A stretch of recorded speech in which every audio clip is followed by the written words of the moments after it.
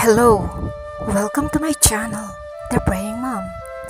There is power in your prayer. Bago tayo magpatuloy, kaibigan, I encourage you to like, share, and subscribe to my channel. At kung ikaw ay may mga kabigatan sa buhay, may mga problema ka, at hindi mo alam kung saan ka pupunta, I encourage you, kaibigan, isulat mo lang sa baba ang iyong mga kahilingan at sasamahan kita sa pagdulog sa iyong mga panalangin. Si Yahweh ang siyang sayo'y mag-iingat. Sa mga panganib, ika'y ililigtas. Si Yahweh ang siyang sayo'y mag-iingat. Saan man naroroon, ika'y iingatan. Di ka maano, kahit na kailan. Mga awit, Kabanatang 121, mga talatang 7 hanggang 8. Panalangin para sa mga taong nasa long distance relationship. Ama, nagpapasalamat po kami sa iyong kabutihan, sa iyong pag-ibig sa aming lahat.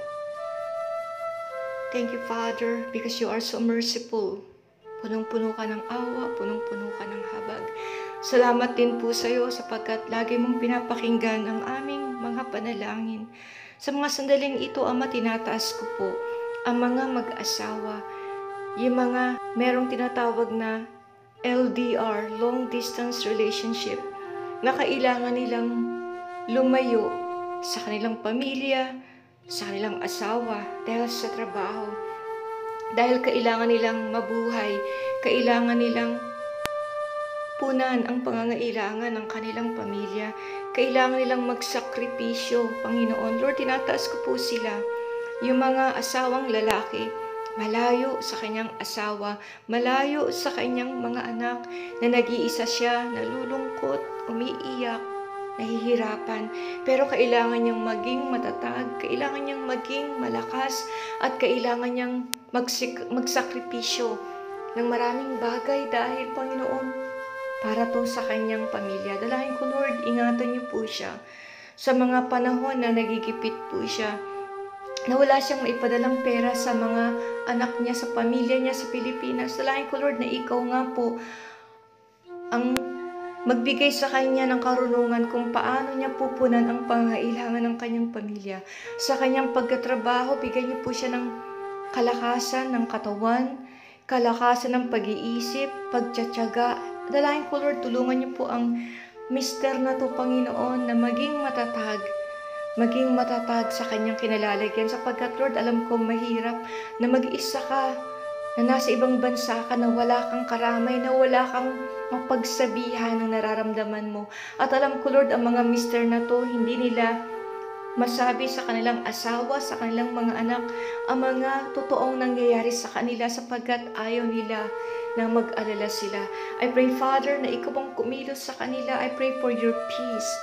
Ilayo mo, Lord, din sila, yung mga mister na to, sa mga tukso. Sapagkat, Lord, alam ko nalulungkot sila.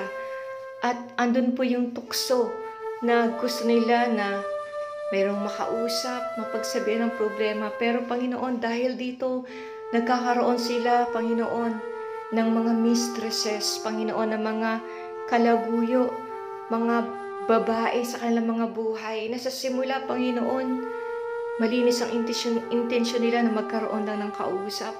At Panginoon, dahil dito nahuhulog ang kanilang kalooban, I pray, Lord, tulungan mo ang mga mister na to, na huwag pong magkaroon, Panginoon, ng mga kalaguyo sa ibang bansa, Panginoon, sapagkat, Lord, masisira ang kanyang pamilya at mawawalang saysay ang paghihirap niya kung mahuhulog siya sa tukso. Lord, tinataas ko, Lord, ang mga misis na naiwan sa Pilipinas. Panginoon, katulad ng kanyang asawang lalaki, nalulungkot din po siya sapagkat wala ang kanyang mister. Dalangin ko, tulungan mo ang misis na to na maging malakas, na maging matatag, na matuto siyang magsakripisyo, na habang malayo sila sa isa't isa, na maging mabuti po siyang asawa, maging mabuti po siyang ina sa kanyang mga anak. Ilayo mo po ang mga misis na to sa mga tukso, na wag silang magkakaroon ng boyfriend, mga kalaguyo, Panginoon, sapagkat Lord, ang kanilang mga asawang lalaki ay nagpapakahirap para magkaroon sila magandang buhay.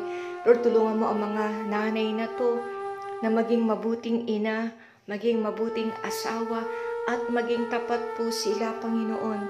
And I pray, Panginoon, na ilagay mo sa kanilang mga puso kung bakit sila magkahiwalay, kung bakit sila andito sa long distance relationship, dahil kailangan nila magsakripisyo alang-alang sa kanilang pamilya, alang-alang sa magandang kinabukasan ng kanilang mga anak. I pray, Father, na balutan mo ang mag-asawang ito.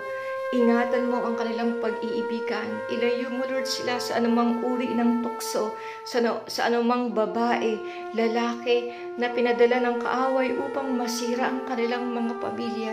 Ikaw po ang manguna, Father, at maging ang kanilang mga anak na mapalaki ng mga misis, ang kanilang mga anak, Panginoon, na kahit wala ang kanyang asawa, na mapalaki niya ng maayos ang kanyang mga anak. Salamat, Panginoon, ikaw nga po ang kumilos, ikaw nga po ang manguna sa bawat tahanan ng mga pamilya na may long distance relationship. I pray for your peace, I pray for your protection, I pray for your covering. Marami pong salamat, Panginoon, ikaw nga po ang mangusap, ikaw nga po ang manguna, ikaw nga po ang magpuno sa lahat ng kanilang mga pangangailangan. Purihin ka, lawalatiin ka. Ito po ang aming panalangin na may pasalamat sa pangalan ni Jesus. Amen and amen. Maraming salamat sa pagsama mo sa akin dito sa The Praying Mom. Gusto ko lang pong mag-announce sa aking mga subscribers na sa darating na Pasko, magkakaroon kami ng community outreach. At gusto naming bumili ng mga sako-sakong bigas para ipamigay sa mga tao dito sa Marinduque. At kung gusto mo na mag-donate, maliit o malaking halaga, ilagay mo lang ang iyong donasyon sa aking GCash account. Ang aking number ay 0998-889-8006. Ang bawat sentimo na donasyon mo ay ilalagay namin para magamit, makabili ng pagkain para ipamigay sa mga taong nangangailangan. Salamat at naway ingatan ka at pagpalain ka ng ating Diyos. God bless you guys.